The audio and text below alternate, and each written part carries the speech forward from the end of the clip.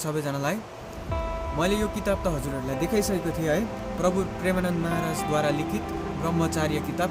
यसको म तपाईँहरूलाई एउटा बात सेयर गर्नु गइरहेको छु है।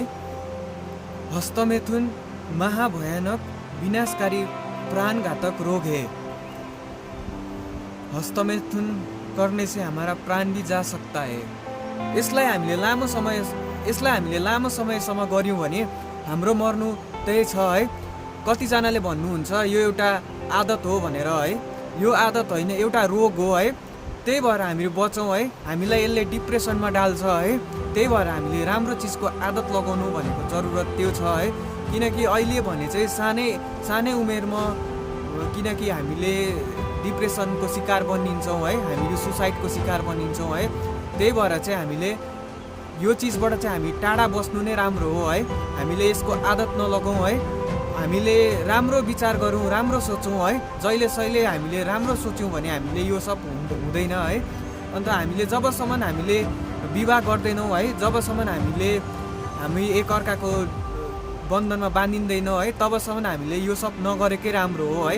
किनकि हामीले हाम्रो शरीरको जुन चाहिँ एनर्जी हामीले लस्ट गऱ्यौँ भने हाम्रो जुन चाहिँ मेमोरी लस्ट हुन्छ है, हामीले सोच्ने शक्ति कम्ती हुन्छ है, हामी डिप्रेसनको शिकार हुन्छौँ है, नराम्रो चिजको शिकार हुन्छौँ है। अन्त हामीलाई नराम्रो चिज मात्रै आउँछ है। अरूलाई देखिसक्ने बित्तिकै हामीले पोजिटिभ लिनै सक्दैन है, खालि नेगेटिभ सोचाइ आउँछ है। अन्त एकजना मात्रै होइन है, हामीले कतिलाई देख्दाखेरि नै त्यस्तो खाले हुन्छ है। त्यही भएर हामीले यो सबबाट बच्नु जरुरी छ है। किनकि हामीले सानो एजबाटै हामीले यसलाई कन्ट्रोल गऱ्यौँ भने हामीले अवश्य सक्छौँ है। हामीहरू कतिवटा चिजमा अगाडि बढ्न नसकेको कारण चाहिँ हामीलाई यसले हो है। अनि त्यही भएर हामीले हस्तमैथुनबाट चाहिँ टाढा बस्नुहोस् है। यो किताब पढ्नुहोस् है। तपाईँहरूलाई पनि एक दुईवटा कुराले तपाईँहरूको दिल छुन्छ है। हामीले मोटिभेसन चाहिँ हामीले राति हेरेर बिहान म सुध्रिन्छु भनेर हुँदैन है। हामीले मोटिभेसन जति हेर्छ हामीले त्यति नै हामीले आफूलाई सुधार्नु पनि जरुरी छ है।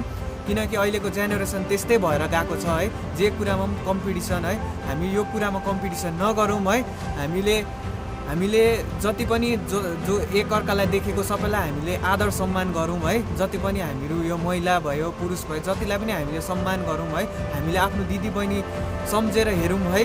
अनि हामीले यो कुराबाट रोकिन सक्छौँ है। किनकि यो कुरा सबैलाई परेर आउने चिज हो है। त्यही भएर चाहिँ हजुरहरूलाई भन्न चाहन्छु कि यो चिजको आदत नलगाउनुहोस् है, प्लिज।